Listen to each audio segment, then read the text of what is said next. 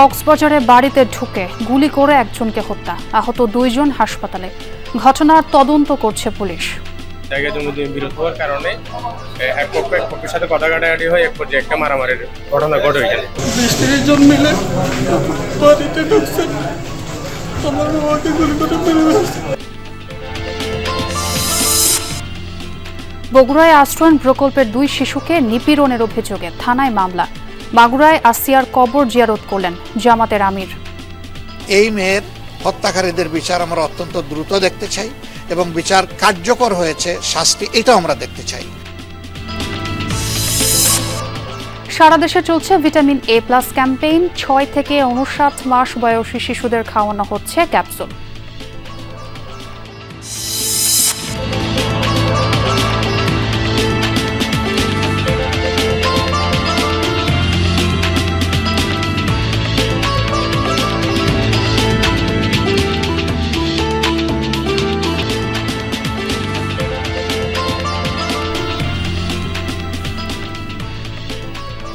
আমন্ত্রণ সংবাদ সারা দেশে, আপনাদের সঙ্গে আছি আমি ছোয়া খন্দকার। এতক্ষণ শিরোনাম দেখছিলেন, এবার বিস্তারিত।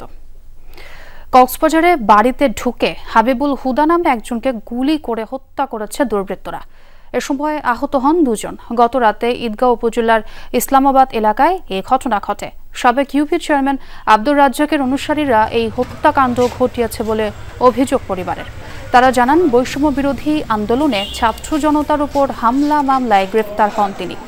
জেলে যাওয়ার জন্য আন্দোলনে অংশ নেয়া হাবিবুরের ছেলেকে দায়ী করেন রাজ্জাক। জেল থেকে ছাড়া পেয়ে কয়েকবার হুমকি দেন তিনি।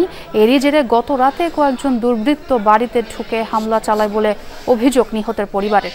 যদিও পুলিশ বলছে জমি জমা সংক্রান্ত বিরোধ ছিল 2 পরিবারের মাঝে। ঘটনাটির তদন্ত চলছে। দুপুরের দিকে ওনাদের একটা জায়গা জমি নিয়ে বিরোধ হয়েছিল। জায়গা জমি নিয়ে বিরোধ হওয়ার কারণে এক পক্ষের সাথে কথা কাটাকাটি হয়ে এক পর্যায়ে একটা মারামারির ঘটনা ঘটে এখানে। 20-30 জন মিলে বাড়িতে ঢুকছে, আমার বাবাকে গুলি করে মেরে ফেলেছে। আমার ফুফে ছিল, আমার খালা ছিল, ওদেরকেও গুলি করছে। এই ঘটনাটির আরো খবর জানবো। আমার সহকর্মী যুক্ত হচ্ছেন কক্সবাজার থেকে, আছেন এহসান আল কুতুবি। এহসান, শুনতে পাচ্ছেন নিশ্চয়ই। কক্সবাজারের ঘটনাটির হত্যার মোটিভ সম্পর্কে কিছু জানতে পেরেছেন কিনা, এবং পরিবারের যে অভিযোগ সেই জেরে পুলিশ কি বলছে, মামলা কি হয়েছে জানাবেন।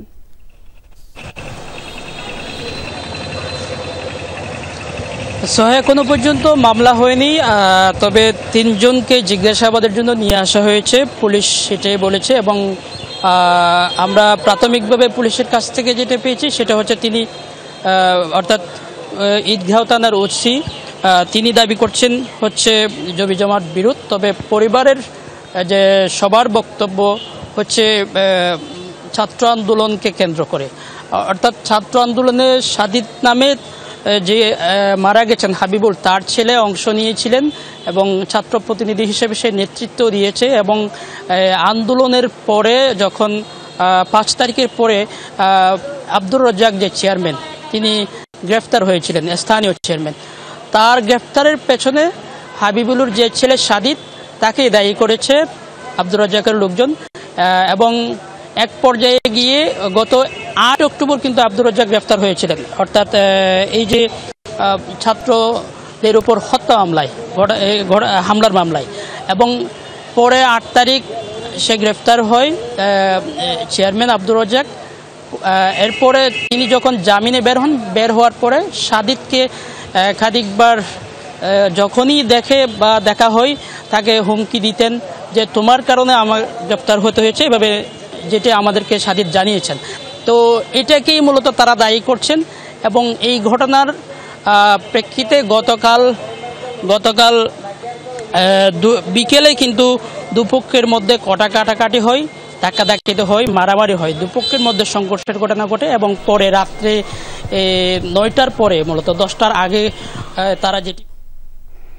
ধন্যবাদ হাসান। দর্শক, হাসান যুক্ত হচ্ছিলেন কক্সবাজারে দুর্বৃত্তের হামলার খবর জানাতে। বগুড়ার কাহালুতে একটি আশ্রয়ণ প্রকল্পের 6 বছর বয়সী 2 শিশুকে ধর্ষণের অভিযোগ উঠেছে। অভিযুক্ত নূর আলম সেই প্রকল্পের এক বাসিন্দা। থানায় মামলা করেছে 2 শিশুর পরিবার। হাসপাতালে ভর্তি করা হয়েছে ভুক্তভোগীদের। পুলিশ বলছে ঘটনাটির তদন্ত চলছে। কাহালুর একটি আশ্রয়ন প্রকল্পের বাসিন্দা নিপীড়নের শিকার শিশু দুটি। ডাক্তারি পরীক্ষার জন্য ভর্তি হাসপাতালে। অথই সাগরে স্বজনরা।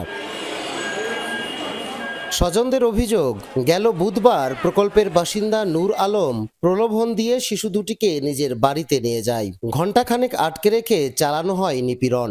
ঘটনার দুদিন পর এক শিশুর শারীরিক অবস্থা খারাপ হলে জানাজানি হয় বিষয়টি। বাচ্চার বাবা মা দুজনই কাজে চলে যায়।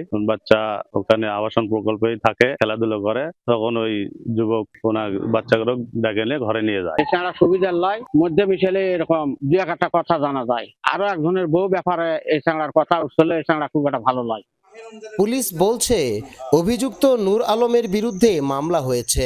তাকে গ্রেফতারে চলছে অভিযান, সাথে ঘটনার তদন্ত চলছে। একটা ভিকটিমের বয়স 7 বছর আর একটা বয়স প্রায় 7.5 বছর। থানায় আসার পরে একটা অভিযোগ দেয়। অভিযোগ দেওয়ার পরিপ্রেক্ষিতে আমরা মামলা রেকর্ড করি। রেকর্ড করার পরে আমরা আসামি গ্রেফতারের চেষ্টায় আছি। এ নিয়ে গত 17 দিনে বগুড়ায় 3 শিশু ও প্রতিবন্ধী এক কিশোরী ধর্ষণের অভিযোগে মামলা হয়েছে। মেহেরুল সুজন, যমুনা নিউজ, বগুড়া। দৃষ্টান্তমূলক শাস্তি না হওয়ায় ধর্ষণের মতো অপরাধ বাড়ছে। ইনসাফ ভিত্তিক রাষ্ট্র কাঠামো গঠিত হলে এসব অপরাধ কমবে, এ মন্তব্য করেছেন জামাতে ইসলামীর আমির ডাক্তার শফিকুর রহমান।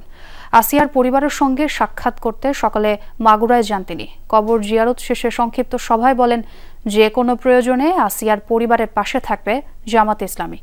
আসিয়ার মৃত্যুর জন্য দায়ী আসামিদের দ্রুত বিচারের মুখোমুখি করার দাবি জানান শফিকুর রহমান। বলেন, ধর্ষণ নিপীড়নের সাথে জড়িতরা যত প্রভাবশালীই হোক না কেন, তাদের দৃষ্টান্তমূলক শাস্তি পেতে হবে। এ সময় সামাজিকভাবে ধর্ষকদের বয়কটের আহ্বান জানান তিনি।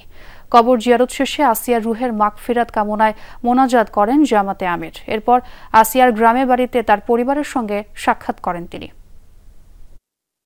যে শুধু আসিয়া নয়, আসিয়ার বিষয়টা তো অবশ্যই, এর পাশাপাশি সমাজে এই ধরনের যত ভয়ঙ্কর অপরাধ সংগঠিত হবে, আপনারা সাংবাদিক মহল সত্যকে সত্য হিসাবে তুলে ধরবেন। এই মেয়ের হত্যাকারীদের বিচার আমরা অত্যন্ত দ্রুত দেখতে চাই এবং বিচার কার্যকর হয়েছে, শাস্তি এটাও আমরা দেখতে চাই। গাজীপুরে ট্রাক সিএনজি সংঘর্ষে এক নারী সহ 3 জন নিহত হয়েছেন, আহত হয়েছে একজন। সকালে কালিয়াকৈরের নামাশুলা এলাকায় এই দুর্ঘটনা ঘটেছে। পুলিশ জানায়, ইটবাহী ট্রাকের সাথে মুখোমুখি সংঘর্ষ হয় যাত্রীবাহী সিএনজি অটোরিকশার। এতে ঘটনাস্থলেই মারা যান সিএনজি চালক সহ 3 জন। নিহতদের মধ্যে নারী ও এক বৃদ্ধের পরিচয় জানা যায়নি। গুরুতর আহত একজনকে উপজেলা স্বাস্থ্য কমপ্লেক্সে ভর্তি করা হয়েছে। দুর্ঘটনার পর থেকেই পলাতক ট্রাক চালক। একটা লোক দাবাইতেছে, কি হয়েছে ওরা আমি জানি না, খালি ওই লোকটা নিয়ে আমি চলে গেছি শ্রীবলতলা হাসপাতালে। ধরলাম, ফেরা উদ্ধার করলাম, হাসপাতালে পাঠাইলেন।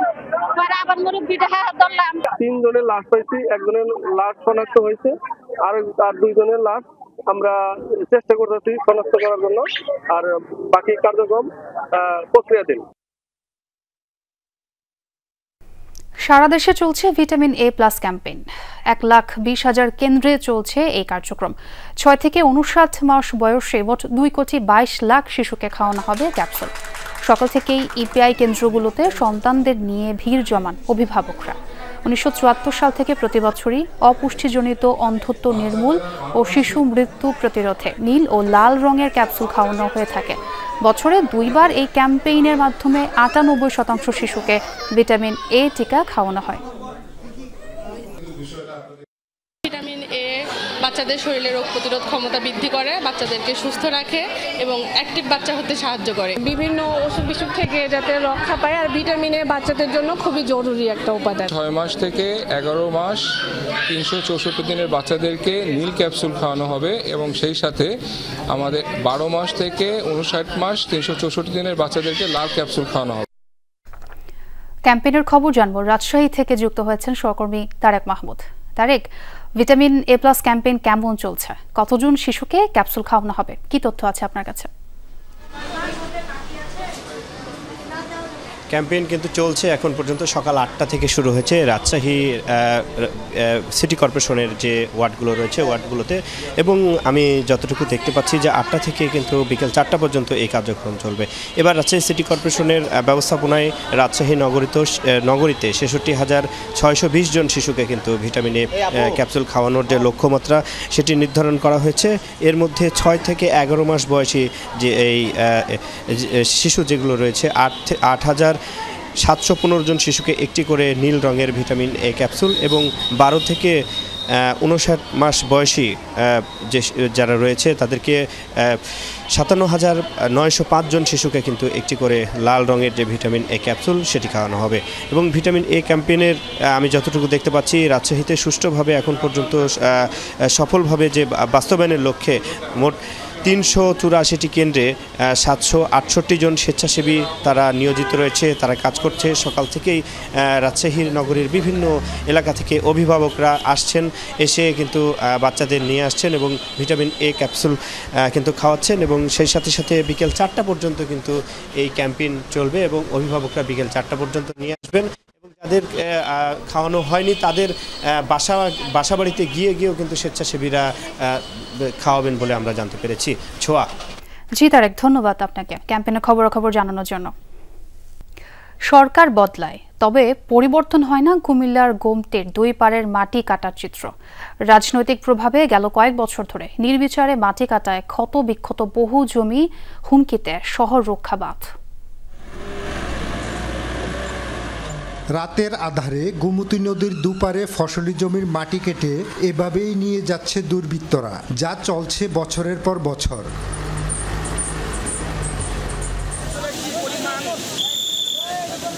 যার প্রভাবে গেল বছর বাঁধ ভেঙে প্লাবিত হয় কয়েক উপজেলা, ক্ষতিগ্রস্ত হয় বহু মানুষ, সম্পদ।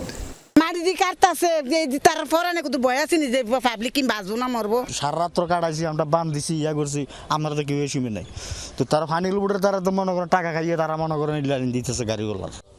মাঝে মধ্যে প্রশাসন অভিযান চালালেও বদলায় না দৃশ্যপট। স্থানীয়দের অভিযোগ রাজনৈতিক পরিচয়ে বেপরোয়া চক্রটি। এইটাই আমার কাছে দুঃখ, ম্যাজিস্ট্রেট স্বয়ং থাইকা এটারে ইয়া করলো, কাটতে মনে করেন তারা যাইতে পারছে না, আবার এই ট্রাক্টরওয়ালারা এই পুরো ইয়া শুরু করছে। এরা যখন যে দল ক্ষমতায় যায় ওই দলের গোলামি করে, ওই দলের শীর্ষ নেতাদের সাথে সম্পর্ক ভালো করে। দূর তার দেশ, এনে নিরীহ মানুষের কোনো কথা নাই। টাস্কফোর্স গঠনের মাধ্যমে মাটি খেকুদের শাস্তি নিশ্চিতের আহ্বান সচেতন মহলের। সামগ্রিকভাবে জনসচেতনতা সৃষ্টি করা উচিত। এইখানে মাটি খেকুদেরকে চিহ্নিত করে তাদেরকে ব্যবস্থা নেওয়া উচিত। এগুলি মিলে আমাদের সকলেরই যেমন একটা কেমন জানি গা ছাড়া ভাব, দেখেও না দেখার ভান করা। পানি উন্নয়ন বোর্ড, রাজনৈতিক নেতৃত্ব এবং প্রশাসনের একটা আন্ডারগ্রাউন্ড একটা সমন্বয়ের মধ্য দিয়ে কিন্তু এই কাজগুলি হচ্ছে বলে সাধারণ মানুষ মনে করে। এসবের দায়সারা জবাব পানি উন্নয়ন বোর্ডের। জেলা প্রশাসক বলছেন ইটভাটা সহ বিভিন্ন কাজে চাহিদা থাকায় মাটি কাটা ঠেকানো যাচ্ছে না। জেলা প্রশাসনের সঙ্গে আমরা তখন সহযোগিতা করি, তাদের সাথে থাকি, তাদেরকে আমরা সহযোগিতা করি, যেগুলি লজিস্টিক সাপোর্ট দিই এগুলি। তাছাড়া আসলে আমরা তো আইন শৃঙ্খলা রক্ষা করে বাহিনী না। আপনি যতক্ষণ চাহিদা থাকবে ততক্ষণ কিন্তু আপনি এটাকে আইন দিয়ে বন্ধ করতে পারবেন না। তার মাটির চাহিদাটা কোথায় মূলত আপনি দেখেন ইট ভাটাগুলো আছে, কারণ ইটের তো প্রয়োজন রয়েছে, আমরা কিন্তু এখন ইটের বিকল্প বের করতে পারিনি। খোকন চৌধুরী, যমুনা নিউজ, কুমিল্লা। ঈদ ঘিরে জমজমাট ব্রাহ্মণবাড়িয়ার পাদুকা কারখানাগুলো। সারা বছর এই মৌসুমের অপেক্ষায় থাকা কারিগর শ্রমিকরা দিন রাত পার করছেন ব্যস্ত সময়। তবে কাঁচামালের দাম বৃদ্ধি, লোডশেডিং ও শ্রমিক স্বল্পতায় ব্যাহত হচ্ছে কাঙ্ক্ষিত উৎপাদন। দম ফেলারও যেন ফুরসত নেই। দলে দলে কারিগররা কাজ করছেন বিরামহীন। দক্ষ হাতের স্পর্শে চামড়ার টুকরো বিভিন্ন ডিজাইনের জুতার রূপ নিচ্ছে। ঈদ মানেই নতুন জামা ও জুতা, তাই বিশাল জনগোষ্ঠীর চাহিদা মেটাতে দিনরাত কাজ করে যাচ্ছেন ব্রাহ্মণবাড়িয়ার পাদুকা শ্রমিকরা। প্রতি বছরই এই মৌসুমে কাজের চাপ থাকে বেশি। এখন কাজের চাপ ভালোই ব্যাগ, এই 2-3টা পর্যন্ত কাজের চাপ চলে। লুজারিদের মধ্যে তাহে কুরবানির পর্যন্ত মোটামুটি তাহে, কুরবানির কম তাহে, লুজার মধ্যে একটু বেশি তাহে। অনেক কাজের চাপ আছে, 2টা পর্যন্ত 3টা পর্যন্ত কাজ করতে পারতেছে। কারখানাগুলোয় তৈরি হচ্ছে বিভিন্ন আকারের জুতা, তবে কারখানা মালিকরা জানান শ্রমিক স্বল্পতা, কাঁচামালের দাম বৃদ্ধি এবং বিদ্যুৎ বিভ্রাটে উৎপাদনে বিরূপ প্রভাব পড়েছে। 2 বছর 4 বছরের বাচ্চা, 8 বছর 10 বছরের বাচ্চার, বড়রা জুতা, সবার জুতোই প্রোডাকশন দিতে পারছি না, ওয়ার্কারের অভাব, ওয়ার্কার পাওয়া যাচ্ছে না, কাঁচা মালও পাওয়া যায় না, মিট্রেস রেট বেড়ে যায়, সিজন বাজার আসলেই রেট বেড়ে যায়, প্রতি সপ্তাহের আগেই মিট্রেস রেট বেড়ে যায়। আমাদের মালগুলি আসলে বিক্রিও বাকি, রেগুলার কোনো কাস্টমার নাই, আমরা এজেন্টের মাধ্যমে মাল বিক্রি করি, ডিলারের মাধ্যমে মাল বিক্রি করি। জেলায় প্রায় 100 ছোট বড় জুতার কারখানা রয়েছে, যেখানে কাজ করেন 5 থেকে 6 হাজার শ্রমিক। রাহিম সারোয়ার, যমুনা নিউজ। এই ছিল সংবাদ সারা দেশের এখনকার আয়োজন। এতক্ষণ সাথে থাকার জন্য ধন্যবাদ সবাইকে।